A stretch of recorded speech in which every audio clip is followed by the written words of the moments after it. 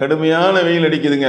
எல்லா இடத்துலையும் எல்லாம் அந்த செல்சியஸ்லாம் அப்படி எகுறுது அப்படின்றாங்க. எல்லா இடத்துலையும் அதிகம்தான். 100 அடித்தது வெயில் அப்படின்றாங்க. பல மாவட்டங்களில் பல இடங்களில் வெயில் சதம் அடிக்குது. என்னங்க செய்யணும்? கன்னியாகுமரியில் அங்கே என்ன நடக்குது தெரியுமா? 12 பேருங்க. அது சாதாரண பாமர மக்கள் கிடையாது, படித்தவங்க. வெயில், கடுமையான வெயில், நீர்ச்சத்து குறைந்து பிள்ளை மரணம் அடைஞ்சிச்சு சொல்லி அவங்க பெற்றோர்கள்லாம் என்ன செய்கிறாங்க, கதறி அழக்கூடிய பழமையான கோயிலுக்கு போய் வந்திருந்தோம். குழந்தை கூட்டு போனதுனால குழந்தை இறந்துட்டான். என் குழந்தை ஒன்றும் பண்ண முடியல, வெயில் அதிகமானதுனால என்னால் பண்ண முடியல. அஸ்ஸலாமு அலைக்கும் வரஹ்மத்துல்லாஹி வபரகாத்துஹு. அன்பார்ந்த சகோதர சகோதரிகளே, செய்தியும் சிந்தனையும் என்ற இந்த நிகழ்ச்சியிலே பல்வேறு செய்திகளை குறித்து நாம் அறிந்து வருகிறோம்.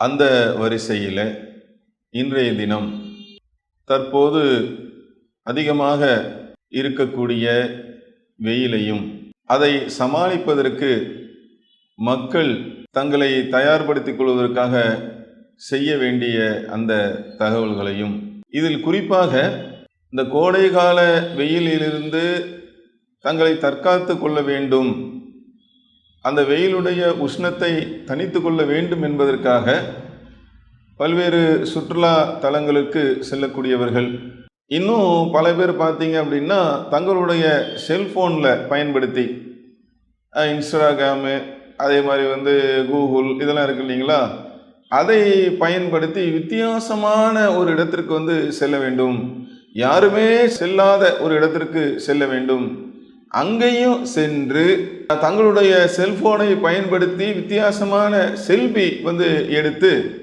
அதை முகநூலில் பகர வேண்டும் என்ற அடிப்படையிலும் சில பேர் என்ன செய்கிறாங்க, செல்லக்கூடியவர்கள். அதனால் ஏற்படக்கூடிய விபத்து, அதனால் ஏற்படக்கூடிய உயிரிழப்புகள் இது சார்ந்தும், அதே போல இந்த கோடை வெயிலினால் அதிகமாக வெளியே செல்ல வேண்டாம், குறிப்பாக மிக குறிப்பாக பிள்ளைகள், அவர்களை வெளியில் அழைத்து செல்ல வேண்டாம். அப்படி செல்லும் பொழுது என்ன ஆகிறது, அதுவும் ஈட் ஸ்ட்ரோக் என்று சொல்லக்கூடிய அந்த மாதிரி ஒரு நிலை ஏற்பட்டு கடைசியில் மரணம் அடையக்கூடிய ஒரு சூழல். இதையெல்லாம் குறித்த ஒரு செய்தி தொகுப்பை தான் நாம் பார்க்க இருக்கிறோம். கோடை வெயிலில் கல்லூரியில் படிக்கக்கூடிய மாணவர்கள் ஒரு 4-5 பேர் மாலை நேரத்தில் நம்ம போய் குளிச்சுட்டு வந்துடுவோம், பக்கத்தில் அறியப்பட்ட நீச்சல் குளமாக இருந்தாலோ, பொதுமக்கள் பயன்படுத்தக்கூடிய ஒரு பகுதியாக இருந்தாலோ, அந்த மாதிரி இருந்துட்டா அது பிரச்சனை இல்லை. இல்லை அரசாங்கம் இது சுற்றுலா தலம், இங்கே நீங்கள் குளிச்சிக்கலாம் என்று அறிவித்த அந்த மாதிரி இருந்தாலோ பிரச்சனை இல்லை. இவங்க என்ன செய்கிறாங்க அப்படின்னா, ஒரு வித்தியாசமான இடத்திற்கு செல்ல வேண்டும் என்று தங்களுடைய இன்ஸ்டாகிராமில், தங்களுடைய கூகுளெல்லாம் போட்டு அவங்க ட்ராக் பண்ணி ஒரு இடத்துக்கு போகிறாங்க. அந்த இடம் எப்படிப்பட்ட இடம்னு பார்த்தீங்கன்னா, போலீஸ் அந்த வட்டத்துக்கு உட்பட்ட கீரப்பாக்கம் என்று சொல்லக்கூடிய ஒரு இடத்துல 10 ஆண்டுகளுக்கு முன்னால் மூடப்பட்ட கல் குவாரி. அது கிட்டத்தட்ட 300 அடி ஆழம்.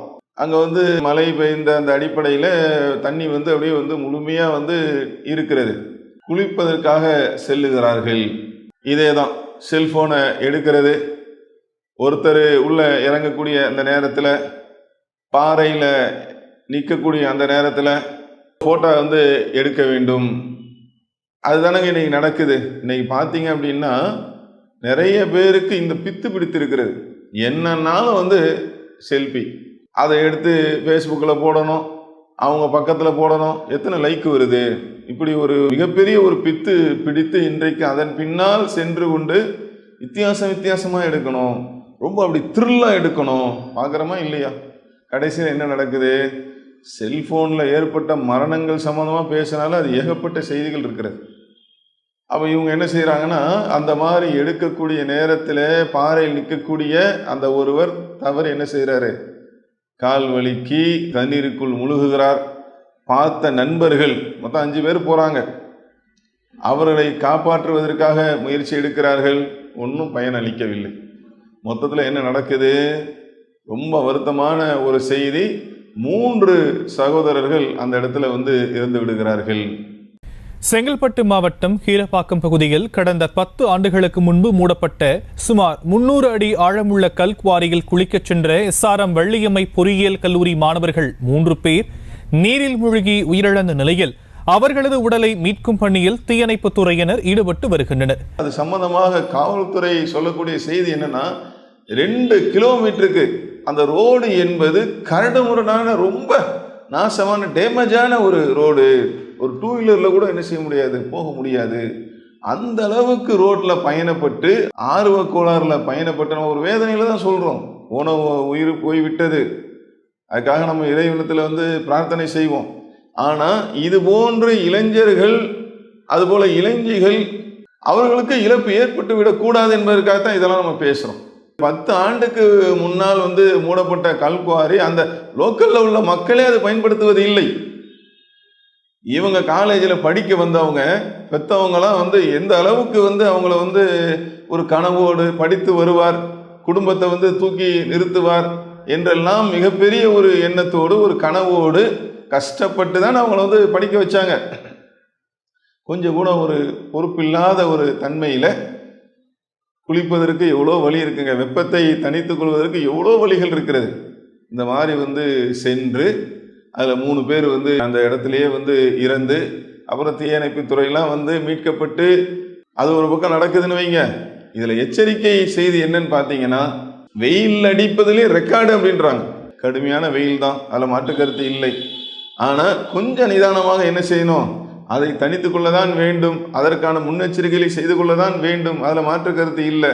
இப்போ அரசாங்கம் சொல்லியிருக்கிறாங்கல்ல, அறிவிக்கப்பட்ட சுற்றுலா தலங்கள் இருக்குல்ல, இல்லை நம்மளுடைய உயிருக்கு நம்மளுடைய உடைமைகளுக்கு பாதுகாப்பான ஒரு இடம் இருக்குல்ல, அபாயகரமான இடம் இல்லாமல் பாதுகாப்பான இடத்துக்கு சென்று என்ன செய்யலாம், நம்ம குளித்து கொள்ளலாம், வெப்பத்திலிருந்து நம்ம காத்து கொள்ளலாம். அது இல்லாமல் இப்படி ஒரு முடிவெடுக்கலாமா? இன்ஸ்டாகிராமில் கூகுளில் பார்த்துட்டு யார்கிட்டையும் கேட்கல, எதுவும் பண்ணலை, போய் இன்னைக்கு 3 உயிர்கள் பறிபோய் இருக்கிறது என்பது ரொம்ப ஒரு வருந்தத்தக்க ஒரு செய்தியாக இருக்கிறது. அது மட்டும் இல்லைங்க, கன்னியாகுமரியில் அங்கே என்ன நடக்குது தெரியுமா? 12 பேருங்க, அது சாதாரண பாமர மக்கள் கிடையாது, படித்தவங்க. முன்னாடி சொன்ன செய்தியும் காலேஜில் படிக்கக்கூடிய அந்த மாணவர்கள் பாருங்க. இங்கே பார்த்தீங்கன்னா அவங்களும் மருத்துவ கல்லூரியில் பயிற்சி எடுக்கக்கூடிய மருத்துவர்கள், படிக்கக்கூடியவர்கள். 12 பேர் என்ன செய்கிறாங்க, திருச்சியிலேருந்து திருமண நிகழ்ச்சிக்காக கன்னியாகுமரிக்கு போகிறாங்க. போனால் அங்கே உள்ள கடற்கரைக்கு போவோம், குளிப்போம். லெமூர் என்று சொல்லக்கூடிய அந்த கடற்கரை பகுதி, அங்கே அதனுடைய தன்மை என்ன, அது அபாயகரமான இடம் என்று எச்சரிக்கை பதாகை போர்டெல்லாம் வைக்கப்பட்டிருக்கிறது. ஆர்வ கோளாறில் ஆர்வ மிகுதியால் அங்கே போய் இறங்கி ராட்சச அலைகள், அதான் சொல்கிறாங்க செய்தியெல்லாம் நீங்கள் பார்த்தீங்கன்னா, ராட்சச அலைகள் 4 பேரை இழுத்துட்டு போகுது, மரணம் அடைந்து விடுகிறார்கள். தென் மாவட்ட கடலோர பகுதிகளில் கடல் சீற்றத்துடன் காணப்படும் என வானிலை மையம் எச்சரிக்கை விடுத்துள்ள நிலையில் குமரி அருகே கடலில் மூழ்கி 8 பேர் உயிரிழந்து உள்ளனர். தென் மாவட்ட கடலோர பகுதிகளில் கடல் சீற்றம் கொந்தளிப்பு அதிகமாக காணப்படும் என்பதால் ரெட் அலர்ட் எச்சரிக்கை விடுக்கப்பட்டது. வானிலை மாற்றம் காரணமாக கடல் அலைகள் 1.5 மீட்டர் உயரம் வரை எழக்கூடும் என்பதால் பொதுமக்கள், சுற்றுலா பயணிகள் கடலில் இறங்கி குளிக்க வேண்டாம் என குமரி மாவட்ட நிர்வாகம் அறிவுறுத்தி இருந்தது.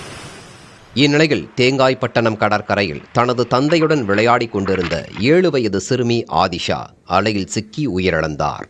குளச்சல் அருகே கோடிமுனை கடற்கரைக்கு சென்ற சென்னையை சேர்ந்த மனோஜ்குமார் மற்றும் விசூஸ் ஆகியோர் கடலில் மூழ்கி உயிரிழந்தனர்.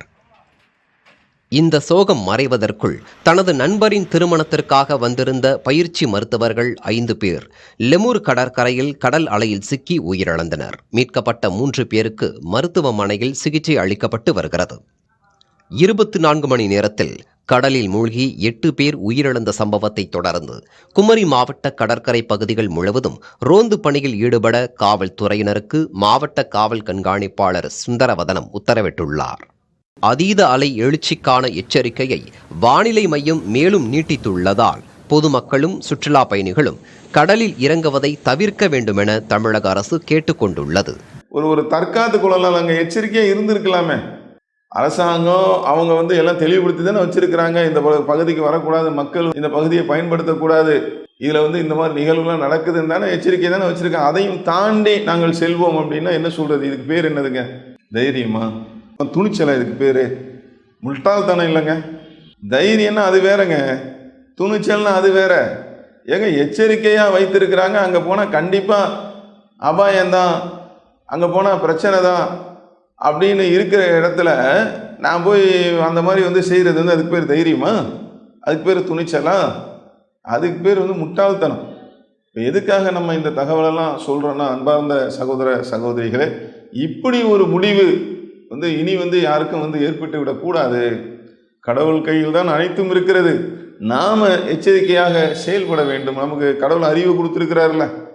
இன்னொரு இடத்துல பார்த்தீங்கன்னா, ஒரு அம்மாவும் ஒரு குழந்தையுங்க இதே மாதிரி கோடைகால லீவில் விடுமுறையில் அந்த பிள்ளைகளை வந்து என்ன செய்கிறாங்க, இந்த வெயிலுக்காக தினமும் வந்து கிணத்துக்கு கூட்டு போய், ராணிப்பேட்டை பகுதியில் நடக்கக்கூடிய ஒரு நிகழ்வு, தினமும் இது மாதிரி நடக்குது. ஒரு நாள் போன 3 பேருமே வந்து திரும்பி வரவில்லை. அப்புறம் பார்த்தீங்கன்னா குழந்தைகளுடைய தந்தை, இந்த சகோதரருடைய கணவர் என்ன செய்கிறாரு, சுரேஷ் அவர் பேர், பரிதவித்து அங்கேயும் இங்கேயும் தேடுறாரு. ஒரு குழந்தை உடைய உடல் மட்டும் கிணத்து தண்ணீரில் மேலே வருகிறது. பார்த்து பரிதவித்து போய் அதன் பிறகு தீயணைப்புத்துறை எல்லாரும் வந்து பார்த்தா ஒருத்தர் உடலாக மீட்கப்பட்டு, கேட்கும்போதே வந்து ரொம்ப வருத்தமாக இல்லைங்க. இவங்க போகிறதா இருந்தால் குழந்தைங்களுக்கு நீச்சல் கற்றுக் கொடுப்பதற்கு அதுக்கென்றே சில இடங்களை வந்து இருக்குல்லங்க. இல்லைன்னா என்ன செய்யணும், சரி எங்கள் பகுதியில் இங்கே தான் அப்படின்னா அதற்கென்று இன்னும் சில சகோதரர்கள் இருந்திருப்பாங்க, அண்ணன் தம்பி எல்லாம் கணவர், இந்த மாதிரி யாராவது ஒரு ஆண் துணையோடு நல்ல நீச்சல் பயிற்சி எடுத்த அந்த மாதிரி கூட்டு போயிருக்கணும்ல. எதுக்காக நான் சொல்ல வரேன்னா, நீங்கள் எல்லாத்தையும் அப்படி தொகுத்து பார்த்தீங்க அப்படின்னா இதில் நமக்கு தெரியக்கூடிய ஒன்று நடந்து முடிந்து விட்டது. நம்ம காயப்படுத்துறதுக்கு சொல்லலை. அவங்களுடைய பெற்றோருடைய வேதனைகள், யார் கண்டிப்பாக வந்து இறந்தாலும், பிள்ளைகள் இறந்தாலும் எவ்வளோ வேதனைகள் இருக்கும். அவன் இவங்களுக்கு எல்லாத்தையுமே நீங்கள் கவனித்து பார்த்தீங்கன்னா அங்கே வந்து என்ன இருக்குது அப்படின்னா, துணிவு என்கின்ற ஒரு பேரில் இருக்கக்கூடிய அந்த அசால்ட் இருக்கு பாருங்க, அலட்சியம், ஒரு விதமான அலட்சியம் அங்கே இருக்கிறது. இந்த ஆரம்ப சொன்ன அந்த நிகழ்வில் யார்கிட்டையும் வந்து கேட்கலை, யார்கிட்டையும் விசாரிக்கலை. இவங்க பாட்டு 2 கிலோமீட்டர் கரடு முரடான பாதையில் போகிறாங்க, பாறையில் ஏறுறாங்க, எவ்வளோ ஆழம் தெரியல, நீச்சலும் தெரியல. எப்படி பாருங்க, எங்கே நின்றா கரை, எங்கே நின்றா ஆழம், எங்கே நின்றா முழுகும், ஒன்றும் தெரியல. என்ன ஏன் இன்ஸ்டாகிராமு அதில் பார்த்துக்கிட்டு போகிறது இல்லையா? அப்போ அந்த பெற்றோர்கள் எவ்வளோ துயரத்தில் இருப்பாங்க. அடுத்து நடந்த சம்பவம் பாருங்க, திருச்சியிலேருந்து வந்திருக்கிறாங்க. லெமூர் என்ற பகுதியில் இருக்க கடற்கரை பற்றி உங்களுக்கு தெரியுமா? இத்தனைக்கும் அங்கே வந்து எச்சரிக்கை போர்டெலாம் வச்சுருக்கிறாங்கல்ல, அங்கே வந்து போகலாமா, லோக்கலில் உள்ள யார்ட்டையாவது வந்து கேட்டிருக்கணும்ல. அதை வந்து அசட்டு தைரியம் போனாங்க. அவங்க ராட்சச அலையில் சிக்கி கொண்டார்கள். இங்கேயும் அதானுங்க, குழந்தைய கூப்பிட்டு அந்த அம்மா போகிறாங்க அப்படின்னா யாராவது நல்ல நீச்சல் தெரிந்தவர்கள், பழகியவர்கள் கூட யாராவது அழைச்சிட்டு போயிருக்கலாம், அண்ணன் தம்பி யாரையாவது. ஒன்றும் இல்லாமல் என்ன ஆயிடுச்சு, மொத்தத்தில் அந்த குழந்தைகளும் இறந்து, அந்த தாயும் இறந்து, அந்த தந்தைக்கு எப்படி இருந்திருக்கும், அந்த கணவருக்கு எப்படி இருந்திருக்கும். கதறி அழக்கூடிய நிகழ்வுகள் என்பது பார்க்கக்கூடியவர்களுடைய உள்ளத்தை உருக்கக்கூடிய ஒன்றாக இருக்கிறது. அப்போ நம்ம சொல்லக்கூடிய செய்தி என்னன்னு பார்த்தீங்கன்னா, கடவுள் நமக்கு அறிவை தந்திருக்கிறார். அதை பயன்படுத்தி என்ன செய்யணும், நம்மளுடைய பாதுகாப்பை நாம் வந்து உறுதிப்படுத்தி கொள்ள வேண்டும். ஏங்க வெயிலிருந்து பாதுகாத்து கொள்ளணும், அதனால் நமக்கு எதுவும் வந்துடக்கூடாது அப்படின்ற ஒரு ஒன்றுக்காகத்தானங்க குளிக்கிறதுக்கு நீர்நிலை தேடி வந்து போகிறாங்க. நீர்நிலைகள்னால ஆபத்து வந்துடக்கூடாது, அதை பார்க்கணும்ல. இது நீர்நிலைகளில் இறங்கி குளிக்க சென்ற இடங்களில் ஏற்பட்ட விளைவுகள். கடுமையான வெயில் அடிக்குதுங்க, எல்லா இடத்துலையும் எல்லாம் அந்த செல்சியஸ்லாம் அப்படி எகுறுது அப்படின்றாங்க. எல்லா இடத்துலையும் அதிகம்தான், 100% அடித்தது வெயில் அப்படின்றாங்க. பல மாவட்டங்களில் பல இடங்களில் வெயில் வந்து சதம் அடிக்குது. என்னங்க செய்யணும், 11 மணிலேருந்து 3 மணி வரைக்கும் நீ எங்கேயும் போகாதீங்க. பொதுவாக எல்லாருக்குமே சொல்கிறாங்க, பெரியவர்கள் எல்லாருக்குமே சொல்கிறாங்க, குறிப்பாக பிள்ளைகளுக்கு. ஏன்னா இந்த கோடை காலத்தில் பிள்ளைகள்லாம் என்ன செய்வாங்க, வீடுகளில் இருப்பாங்க. இப்போ அதுக்காகத்தானே கோடை பரீட்சையெல்லாம் வச்சு லீவ் விடுறதுக்கு முக்கியமான காரணம் கூட அதுதானே, வெயில் நேரத்தில் வீட்டில் இருக்கணும் அப்படின்ட்டு. ஆனால் சில இடங்கள் என்ன நடக்குதுன்னு பார்த்தீங்கன்னா, அந்த பெற்றோர்களுடைய சொல் பேச்சை மீறி பிள்ளைகள் வந்து வெளியில் நின்று விளையாடுறது, தண்ணி தாகம் வந்து எடுக்கிறது, வெயில் சுட்டரிக்கிற வெயிலில் போய் நிற்கிறது, இந்த மாதிரி விஷயங்களை வந்து தவிர்க்க வேண்டும். ஏன்னா ஹீட் ஸ்ட்ரோக் என்று சொல்லக்கூடிய அப்படி ஒன்று வந்து ஏற்படுகிறது. அது ஏற்பட்டு மரணித்த நபர்கள் எல்லாம் வந்து செய்தியில நம்ம பார்த்திருக்கிறோம். வேலைக்காக வெயிலில் செல்வோரை மிரட்டுகிறது ஹீட் ஸ்ட்ரோக் எனும் வெப்ப பக்கவாதம். உடல் சூடு 40 டிகிரிக்கு மேல் அதிகரிக்க, நீர் சத்தும் குறையும் போது தாக்குவதுதான் ஹீட் ஸ்ட்ரோக். ஒரு கட்டத்தில் உடல் உறுப்புகள் செயலிழக்க உயிரையும் பறிக்கிறது. அதனால மல்டி ஆர்கன் ஃபெயிலியர், மல்டி ஆர்கன்னா பல உறுப்புகள் வந்து செயலிழக்க தொடங்கும். அதில் குறிப்பாக ஈரல் பாதிக்கப்படலாம், இதயம் பாதிக்கப்படலாம், பிரெயின் பாதிக்கப்படலாம், வலிப்பு ஏற்படலாம், மயங்கி விழலாம். மயங்கி விழுவது மட்டுமல்ல, அதோடு அவர்கள் வந்து உயிரிழப்பும் ஏற்படலாம். சென்னை மீஞ்சூரில் கால்கள் மரத்து போன விழுப்புரம் கொத்தனாருக்கு ஹீட் ஸ்ட்ரோக்கால் கணையம், கல்லீரல், சிறுநீரக பாதிப்பு அறியப்பட்டது. சென்னை ராஜீவ்காந்தி மருத்துவமனையில் சிகிச்சைக்காக சேர்க்கப்பட்டவர் உடல்நலம் தேறி வருகிறார். இதுபோல் மீஞ்சூரில் கட்டிடப் பணி செய்து வந்த வடமாநில தொழிலாளி சச்சன் மயக்கமடைந்துள்ளார். மருத்துவமனைக்கு கொண்டு வரப்பட்ட அவர் ஹீட் ஸ்ட்ரோக்கால் உயிரிழந்து விட்டார் என தெரிவிக்கப்பட்டுள்ளது. அது குறித்து மருத்துவர்கள் என்ன சொல்றாங்க தெரியுமா? ஹீட் ஸ்ட்ரோக் என்பது மிக கொடுமையான ஒன்று. மற்ற ஏற்படக்கூடிய வியாதிகள், மற்ற உடல்நிலை சார்ந்த குறைபாடுகள், அதையெல்லாம் விட இந்த ஹீட் ஸ்ட்ரோக் என்பது மிக கொடூரமான ஒன்று. என்ன காரணம்? இது எடுத்தவொன்னே மூளையைத்தான் வந்து தாக்குகிறது. உடல்ல உள்ள நீர் சத்து குறைந்தவுடன் உடனடியாக போய் என்ன செய்யுது? மூளையைத்தான் வந்து தாக்குது. அப்போ மூளை வந்து குழம்பிய நிலையில மற்ற உறுப்புகள் எல்லாம் பாதிக்கப்பட்டு பாடியுடைய சூடு வந்து பார்த்தீங்கன்னா அது 100 சில்லறைக்கு மேலே போதாம். அப்போ மூளை பாதிக்குதான். அதனுடைய தொடர்ச்சியாக மற்ற உறுப்புகள் எல்லாம் வந்து பாதிக்கப்பட்டு கடைசியில் மரணம் வரைக்கும் வந்துடும். இது கூட பார்த்தீங்க அப்படின்னா அந்த ராணிப்பேட்டை என்ற ஒரு பகுதி, இங்கே வந்து தொடர்ச்சியாக பார்த்தீங்கன்னா வானிலை அறிக்கை இதெல்லாம் பார்த்தீங்கன்னா தொடர்ச்சியாக அதிகமாக வந்து 100 டிகிரிக்கு மேலே இருக்குது அப்படின்னு சொல்லக்கூடிய செய்திகளை நம்ம பார்க்கலாம். அர்ஷத் என்று சொல்லக்கூடிய அந்த சிறுவன், 14 வயசு சிறுவன் வந்து இந்த மாதிரி வந்து ஹீட் ஸ்ட்ரோக் ஏற்பட்டு மரணமடைந்த ஒரு நிகழ்வு தான் அது. அதை உச்சி வெயில்னு சொல்லுவாங்க. ஒரு 10-11 மணிக்கு மேலே கோடை விடுமுறை அதை வந்து கழிக்க வேண்டும் என்பதற்காக அவங்க குடும்பத்தோடு தான் என்ன செய்கிறாங்க? பயணிக்கிறார்கள். கடுமையான அந்த வெயிலில் என்ன செய்கிறாங்கன்னா மலையில் ஏறுறாங்கங்க. மலையில் ஏறக்கூடிய நேரத்தில் பையனுக்கு வந்து என்ன செய்யுது? வாந்தி வருகிறது, தண்ணி தாகம் எடுக்கிறது, லேசாக மூச்சு திணறல் மாதிரி வருகிறது. அப்போ கொஞ்சம் நேரம் என்ன செய்கிறாங்க? தண்ணிலாம் கொடுத்து ஆசுவாசப்படுத்தி மீண்டும் அவர்கள் பயணத்தை தொடர்கிறார்கள். என்ன நிகழ்வு? தந்தையின் கை பிடித்து நடந்து கொண்டிருந்த அந்த சிறுவன் அவன் இந்த நிலையில் வந்து மரணம் அடைகிறார்.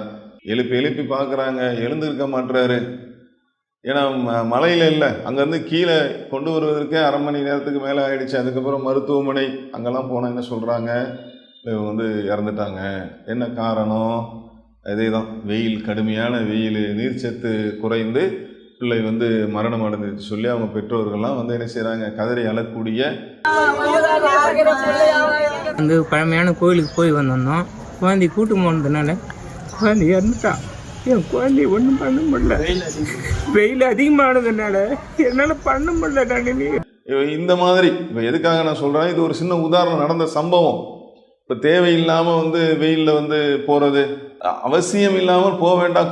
ஒன்றும் ஆகாது, நாங்கள் வந்து போவோம், நாங்கள் எவ்வளோ வந்து பார்த்துட்டோம், நாங்கள் எத்தனை வெயிலையோ பார்த்துட்டோம் அப்படின்னு சொல்லி அப்படிலாம் இருக்கா இல்லையா? வெளியில் செல்வதை குறைத்து கொள்ளக்கூடிய பிள்ளைகள் விளையாட்டுக்கு செல்வதை அவர்களுக்கு புரிய வைத்து வெளியில் செல்லக்கூடாது என்று. ஏன்னா பாதிப்பு வந்துருச்சுன்னா ஒட்டுமொத்த குடும்பத்துக்கு தானங்க பாதிப்பு இல்லையா? ஒரு குடும்ப தலைவனாக இருக்கிறாரு, அவருக்கு பாதிப்புனா ஒட்டுமொத்த குடும்பமும் பாதிக்குது. ஒரு பிள்ளைக்கு ஒரு பாதிப்புனா ஒட்டுமொத்த குடும்பமும் அதன் பின்னால் இருக்க வேண்டிய ஒரு நிலை இருக்கா இல்லையா? ஒட்டுமொத்த குடும்பத்துக்கு தானே பாதிப்பு. அப்போ இதையெல்லாம் வந்து என்ன செய்யணும்? நம்ம கவனத்தில் வைக்கணும். என்ன சொல்கிறாங்க மருத்துவர்கள்? அதை தாண்டி நீங்கள் அவசியம் போகணும் அப்படின்னா நீங்கள் என்ன செய்யுங்க? நீங்கள் அதற்குரிய உபகாரத்தோடு வந்து போங்க. வெயிலில் வந்து அதற்குரிய அந்த இதெல்லாம் போட்டு மறைத்து கொள்ளுங்கள்.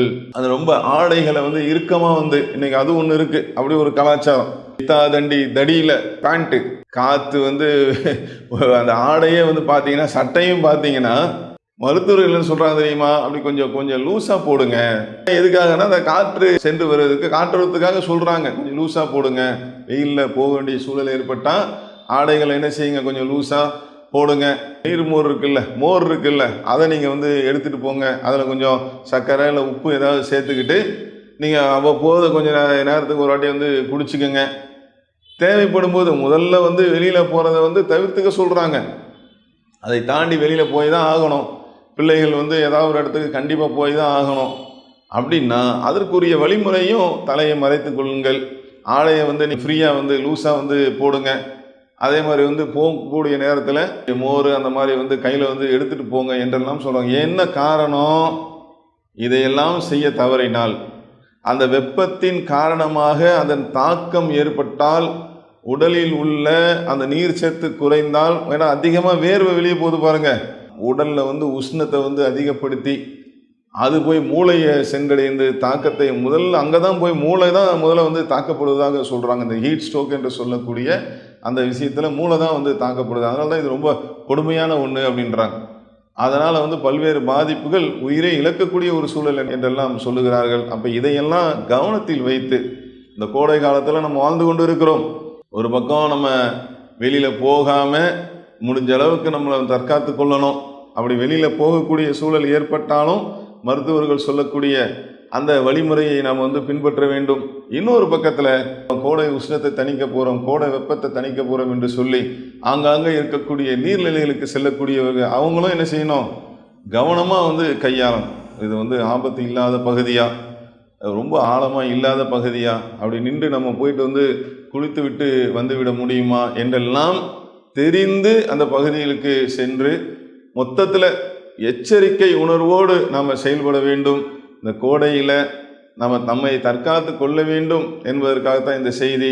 இதன் மூலமாக நம்மளுடைய உயிர் இழப்பு என்பதை தவிர்த்து கொள்ளக்கூடியவர்களாக நம்ம இருக்க வேண்டும் என்று சொல்லி நிறைவு செய்கிறேன். அஸ்ஸலாமு அலைக்கும் வரஹ்மத்துல்லாஹி வபரகாத்துஹு. இஸ்லாம் மற்றும் சமுதாய செய்திகளை அறிந்து கொள்ள தமிழ்நாடு தௌஹீத் ஜமாஅத் யூடியூப் பக்கத்தை உடனடியாக சப்ஸ்கிரைப் செய்து கொள்ளுங்கள். மேலும் பெல் பட்டனையும் கிளிக் செய்து கொள்ளுங்கள்.